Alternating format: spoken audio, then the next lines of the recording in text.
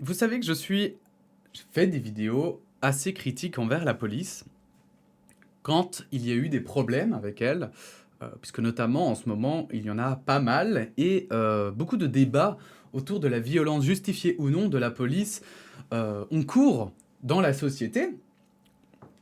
Et personnellement, je suis autant choqué que plein d'autres personnes quand je vois parfois que la violence n'est pas légitime de la part de la police. Mais comme j'ai pu le répéter avec le terrorisme dernièrement, il est essentiel de comprendre quelque chose pour pouvoir agir dessus. Et aujourd'hui, justement, on va parler de la police, mais des dysfonctionnements envers les policiers, des problèmes qui se posent, et justement, notamment dans le cadre d'une attaque terroriste, on a un article de Dardar qui va traiter, en effet, de la gestion qu'on a eue de nos forces spéciales, notamment d'une personne faisant partie des forces spéciales, j'ai oublié de surligner, je suis désolé, euh, qui a été blessée et qui se retrouve aujourd'hui en invalidité de travail et qui n'a pas forcément été bien traité par l'État. Bref, c'est parti, on va lire l'article.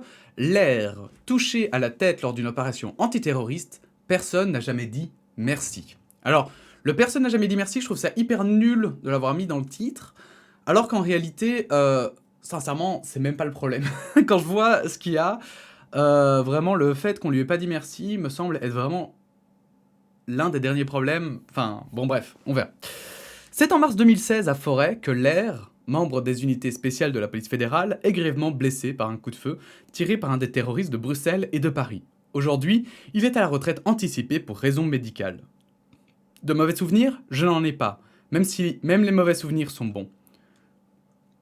J'étais dans un état de semi-conscience dans mon lit d'hôpital quand m'est revenu les commentaires d'un instructeur militaire lors d'une émission de télé-réalité de la VRT, Camp Was. Donc VRT, c'est chaîne néerlandophone en Belgique, chaîne publique néerlandophone. Si tu te prends dans le corps une balle de 7,62 tirée par une Kalachnikov, au bras, à la jambe, n'importe où, ta carrière est foutue.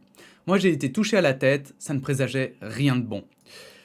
Je me dis, enfin, moi on me dirait ça à un entraînement direct, j'aurais pas le courage de, je crois que j'aurais pas le courage de continuer. Enfin, tu dois te dire Q.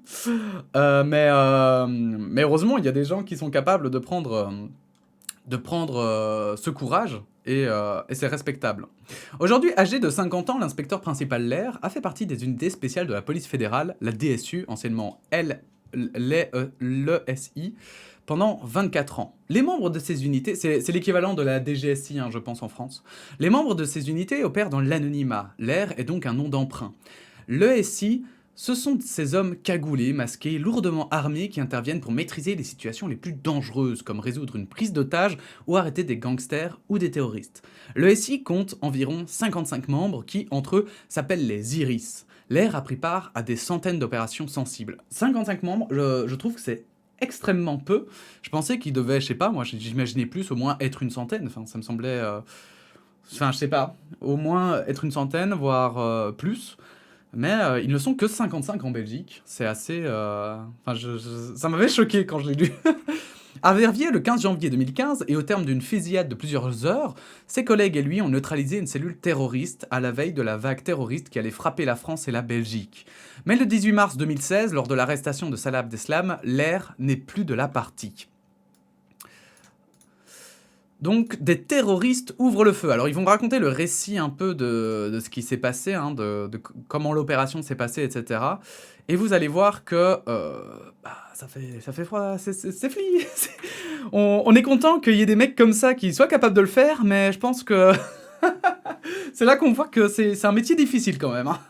3 jours plus tôt, le 15 mars 2016, dans un appartement de la rue du Driss, à Forêt, il a été touché par une balle du terroriste Mohamed Belkaïd. Ce jour-là, la police fédérale a voulu perquisitionner un appartement au premier étage suspecté d'avoir servi de planque à des terroristes.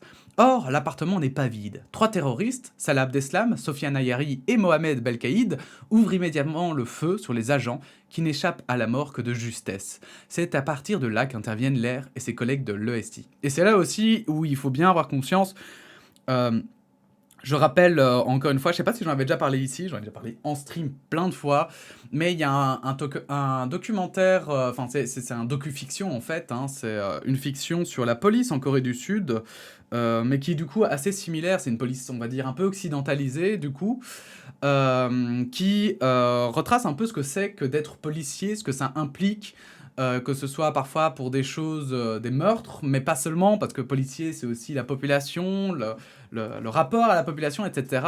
Et ça montre aussi à quel point policier, c'est un métier extrêmement difficile, parce que, bon, on peut dire aussi, c'est pas de bol pour eux, là pour le coup, puisque l'appartement était censé être vide, mais c'est vrai que être policier, c'est représenter l'État, représenter la loi, et c'est un métier qui représente un certain danger. Plus, vous êtes plus en danger en étant policier qu'en étant plombier, par exemple. J'ai pris un métier au hasard. Hein. Donc du coup, c'est vrai que policier, c'est un métier extrêmement difficile.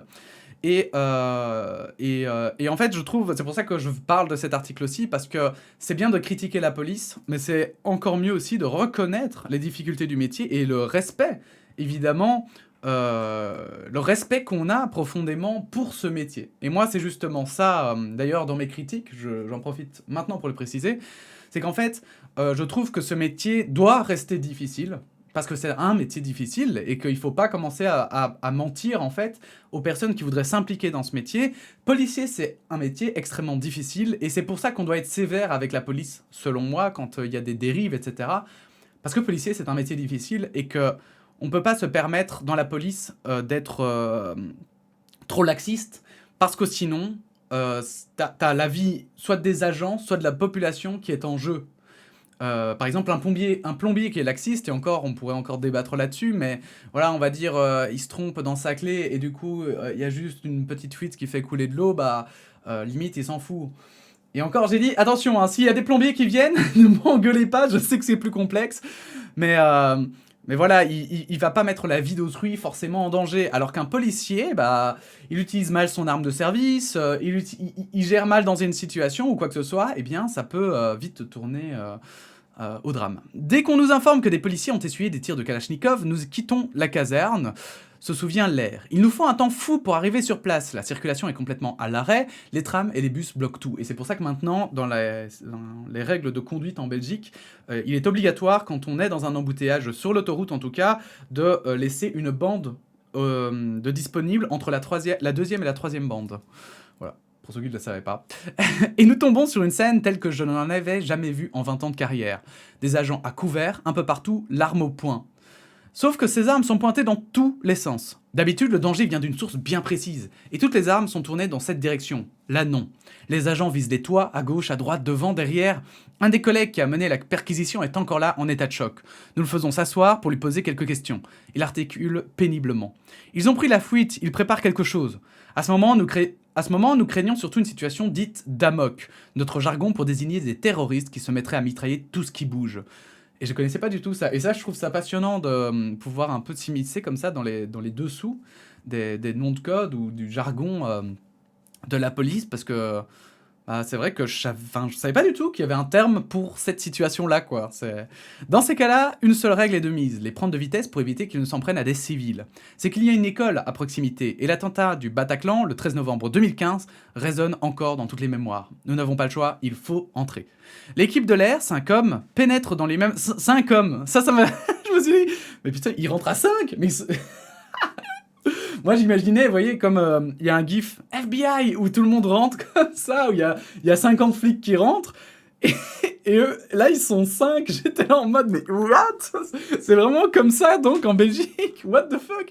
Mais en même temps, ça me semble... Enfin, après réflexion, ça me semble logique, parce qu'en même temps, bah, s'ils vont à 50, c'est cramé, et c'est peut-être plus dangereux d'y aller à 50 et que le terroriste panique, plutôt que d'y aller à 5 discrètement et de pouvoir peut-être le surprendre. 5 hommes pénètrent dans l'immeuble en s'abritant derrière un bouclier pare-balles. Nous remarquons au sol des objets abandonnés par les agents dans leur fuite. Un étui à menottes, des lampes torches, les murs sont criblés d'impacts de balles de gros calibre. Ça doit être... Mais, moi, j'arrive pas... Je me mets à la place des flics, je me dis, mais quel enfer. T'es là, tu te dis, bon, ok, perquisition, mais c'est vite, quoi. On va juste, voilà, trouver des trucs, des dossiers et tout, des ordis, comme d'hab, quoi. Et puis tu tombes sur 3 mecs qui te canardent. et c'est passé à côté de toi, quoi.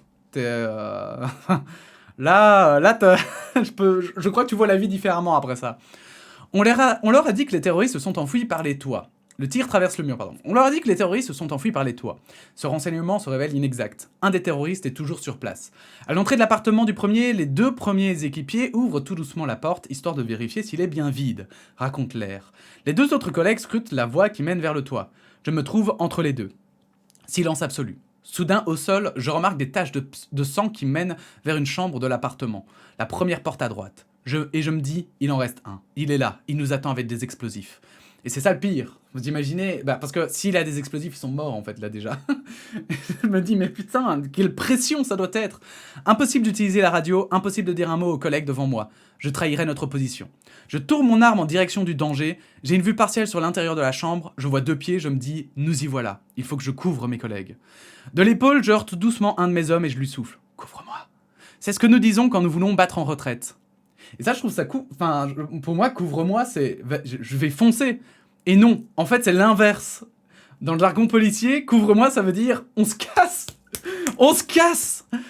Le terroriste a-t-il entendu quelque chose? Toujours est-il qu'il tire une rafale de Kalachnikov à travers le mur, ou plutôt, malheureusement, à travers la cloison en J-prog. La première balle traverse mon casque et me blesse au côté de la tête comme un coup de marteau. Soudain, c'est le noir complet. La suite, l'air l'apprendra plus tard de ses collègues. James et Casta ont déployé le bouclier devant moi, puis ont ouvert le feu.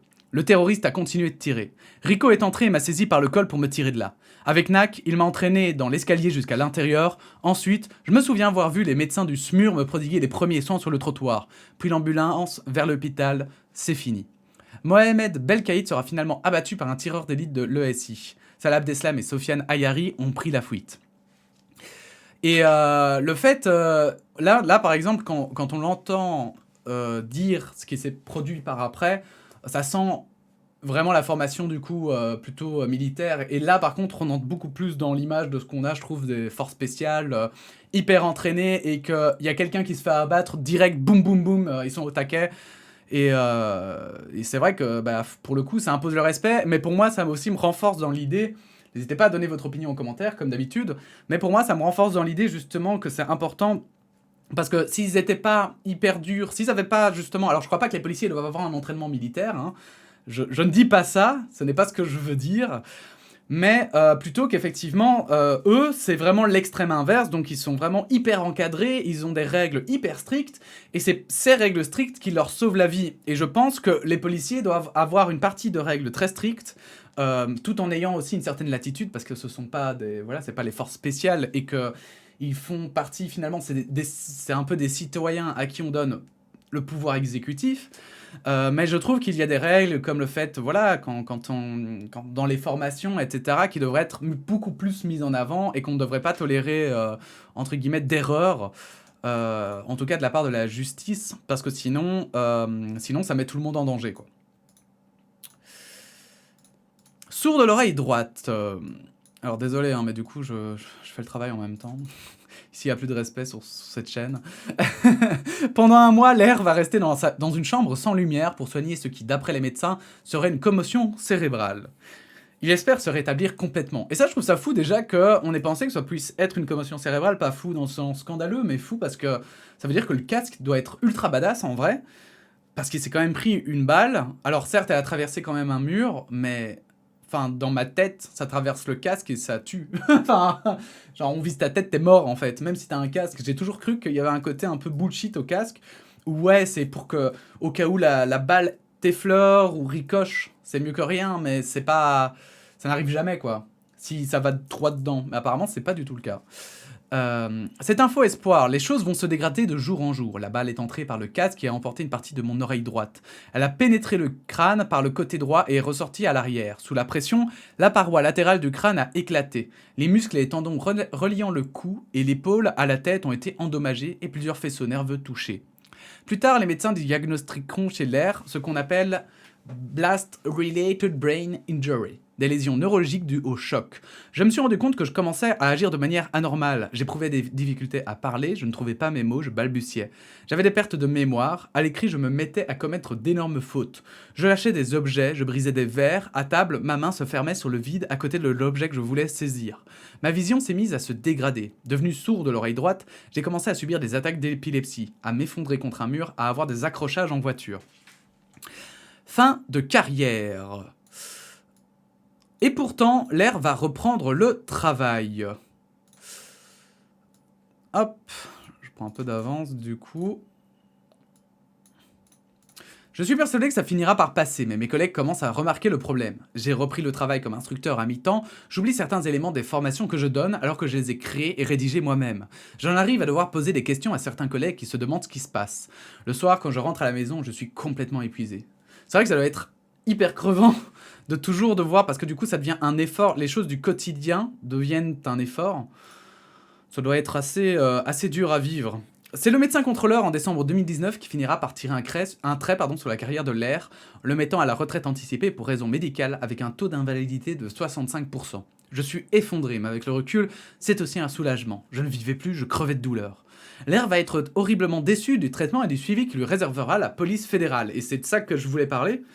Parce que, donc pour les Français, la police fédérale, la différence c'est, en fait, donc nous on a la police locale et la police fédérale. La police locale c'est par région, la police fédérale c'est du pays. C'est l'équivalent pour, en France, la police et les gendarmes, je pense. Mais je crois qu'ils sont en train de petit à petit retirer ça en France.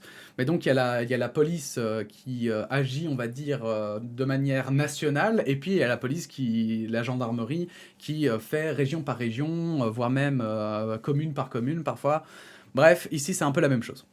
Avec le terrorisme, le travail de l'ESI a radicalement et définitivement changé. Pour la première fois, nous sommes confrontés à des adversaires totalement indifférents à l'idée de mourir, et même désireux de mourir, en entraînant de préférence un maximum de gens dans la mort. Pendant 4 mois, entre les attentats de Paris le 13 novembre 2015 et le jour où j'ai été abattu le 15 mars 2016, ni moi, ni aucun Iris n'allons quasiment rentrer chez nous. Nous allons passer l'essentiel de notre temps à Bruxelles, galopant d'intervention en intervention, dormant à même le sol dans la caserne. Une véritable situation de guerre. Il faut rappeler qu'à l'époque, c'est vrai que c'était la grosse panique. Hein. Tout le monde avait été tellement surpris, mais tous les États, tous les dirigeants avaient été tellement surpris que ça arrive sur notre sol que tout à coup, dès qu'il y avait la moindre alerte, dès qu'il y avait le moindre sac qui traînait dans les espaces publics et tout, et c'est toujours un peu le cas, on faisait tout... directement, la police était appelée, etc. Enfin, c'était un peu chelou hein, comme situation. Pas d'aide aux victimes. Ça peut paraître très macho, mais je n'ai ressenti aucun besoin d'assistance psychologique après ma blessure. C'était dans l'ordre des choses. L'affrontement avec Belkaïd, c'était mon boulot. Et alors, ça me fait rire parce que, moi, c'est pas que ça me paraît macho. Ouais, ça me paraît être une vision des choses particulière et très virile. Très, effectivement... oui, du coup, je suppose qu'il veut dire macho dans ce sens-là, un peu... Oui, sexiste, où l'homme doit être fort, et c'est une pression, je pense. Moi, je vois ça négativement. Mais si lui, ça lui a sauvé la vie, et ça lui a sauvé, justement, ça lui a évité d'être détruit psychologiquement, ben tant mieux, j'ai envie de dire, tant mieux. En revanche, si quelque chose a nuit à ma santé mentale, et bien plus que la balle du terroriste, c'est la bataille que j'ai dû mener quotidiennement contre la police fédérale, pendant 30 mois, pour obtenir le remboursement de mes frais médicaux. Je n'ai bénéficié d'aucun programme d'aide aux victimes, d'aucun suivi. Et ça, je trouve ça... terrible et choquant. Comment ça se fait? Donc l'État ne cesse de dire on protège nos policiers, ils doivent être sous les règles, etc. On veut les chouchouter, etc. Et d'un autre côté, genre... je sais pas si je m'exprime bien. Parce qu'en fait, le truc, c'est que je trouve que la police, souvent, veut pas énerver la police. Dans le sens... l'État, ne veut pas énerver la police, dans le sens où les syndicats policiers, etc., ils vont jamais aller trop loin contre eux parce qu'ils ont trop peur du retour de flamme qu'ils vont avoir. Mais d'un autre côté, pourquoi est-ce qu'en fait, ils soutiennent pas les policiers de manière plus simple? Par exemple, en promettant aux policiers d'avoir droit à un remboursement des frais médicaux vous voyez ce que je veux dire? Pour les policiers qui ont été blessés pour sauver la population. Parce que, comme ils le disent, et ça c'est un fait, ces mecs auraient pu totalement sortir et tirer dans la rue à tout va. Et comme on le voit, les policiers de terrain, donc la police fédérale, les policiers, on va dire... les policiers de base, ils étaient complètement paumés, quoi. Donc j'avoue que c'est un peu choquant, je trouve. Sans mon épouse, j'aurais fini dans le ruisseau. Je ne savais plus ni écrire ni lire. Je n'entendais plus, j'avais du mal à parler. À plusieurs reprises, elle a dû poser les congés sans solde pour mettre de l'ordre dans mon dossier médical. Des spécialistes m'avaient recommandé une opération d'urgence aux yeux pour traiter une lésion au cristallin. Je risquais de devenir totalement aveugle. J'étais paniqué. Le staff médical de la police fédérale, lui, estimait que d'épaisses lunettes combinées à des lentilles seraient tout aussi efficaces. Alors j'ai payé l'opération de ma poche. Et heureusement, aujourd'hui la vision est la seule chose chez moi qui se soit totalement rétablie. Mon avocat, Tom Bowens, a dû batailler pendant 8 mois pour obtenir le remboursement de ses frais, alors que le diagnostic était incontestable. Chaque fois qu'un spécialiste posait un diagnostic, il y avait un médecin contrôleur de la police fédérale pour remettre celui-ci en question. Et ça, moi, ça me paraît dingue. C'est que là, voilà, je pense que ce témoignage-là, on critique souvent la police, mais les gens qui critiquent la police, en lisant ce témoignage-là, je pense qu'ils seraient totalement d'accord que c'est injuste. Ils seraient totalement d'accord d'agir là-dessus.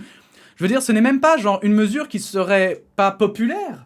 Parce que ça paraît juste logique, en fait. C'est un accident du travail, et ce n'est pas tout à coup au médecin de la police à dire « Ah ben non, ben les autres spécialistes n'ont pas raison parce que nous, on veut payer moins cher. » Ça n'a aucun sens. Pour moi, ça n'a aucun sens. Un simple merci aurait suffi. Le salut va arriver en 2018 avec la nomination d'un nouveau médecin-chef à la tête du service médical. Cet homme-là m'a assuré qu'il allait aplanir toutes ces difficultés et il a tenu parole. L'ancienne commissaire générale, Catherine de Boll, elle aussi, s'est démenée pour m'aider. Mais même, elle n'a pas réussi à mettre fin à la moulinette administrative qui nous écrasait. L'air dit n'avoir jamais obtenu le moindre remerciement. Mes amis de l'ESI viennent encore me voir et m'aider. Ils sont toujours là pour moi. En même temps, vu que c'est quasiment l'armée, et vu ce qu'ils ont vécu, attends, t'as 5 mecs, il y en a, enfin, je veux dire, il a sauvé ses collègues, et ses collègues l'ont sauvé, enfin, donc d'office, il doit y avoir une fraternité, quoi.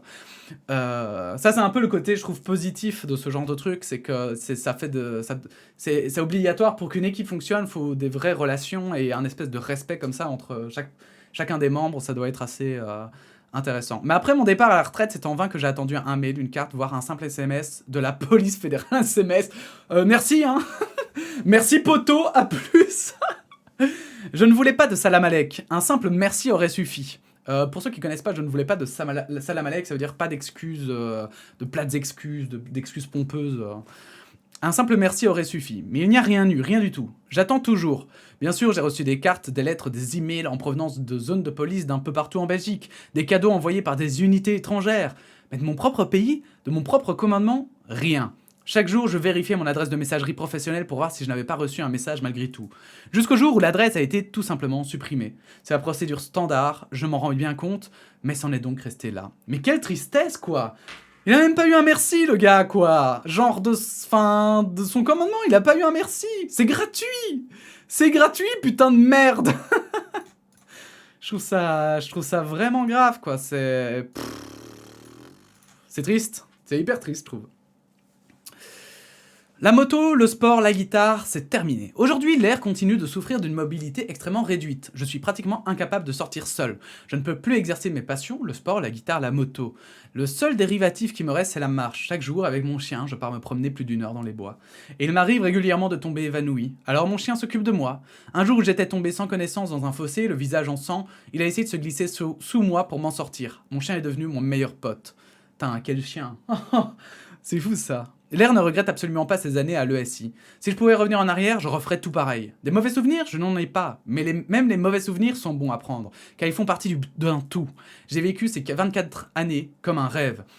Puis bon, j'ai envie de dire, bon, il est néerlandophone, donc il me comprendra probablement pas, mais je pense que tout le monde au fond, je pense que la population belge, mais même française, puisque c'est aussi lié, je pense que toutes les personnes qui auraient pu être de potentielles victimes de ces terroristes sont quand même assez contents et elles aimeraient pouvoir... Enfin, bon, j'ai pas envie de faire non plus le relou de service, mais je pense que tout le monde doit être en partie content que des gens comme lui existent, quoi. Donc,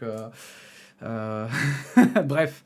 L'air n'entend pas se plaindre. Ne vous inquiétez pas pour moi. Je vis aujourd'hui comme j'ai vécu pendant 20 ans à l'ESI. Ne pas se plaindre, ne pas récriminer, serrer les dents et aller de l'avant. Ce que j'espère par contre, c'est que la police fédérale tire les leçons de ce qui m'est arrivé, pour l'avenir de tous les autres Iris.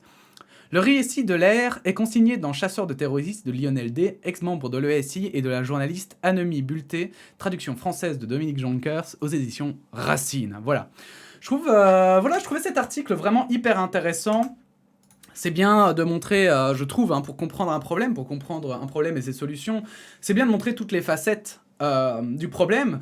Et même si souvent on a l'impression que c'est la population contre la police, pour moi, ce n'est pas du tout le cas. Pour moi, c'est les politiciens, c'est parce que c'est tellement plus facile de dire « Mais regardez, aux policiers, regardez, c'est la population qui est contre vous, et à la population, regardez, c'est les policiers qui sont contre vous. » Or, en fait, c'est pas du tout ça. Regardez, en fait, là, je pense que c'est vraiment des décisions qui sont prises. Et pour moi, les décisions qui sont prises sont aussi mauvaises pour les policiers que pour la population. Et c'est ce qui amène à la situation qu'on a aujourd'hui entre la police et la population, quoi. Voilà, bref, j'espère que cet article vous aura plu. Si c'est le cas, n'hésitez pas à liker, n'hésitez pas à vous abonner, à partager cette vidéo.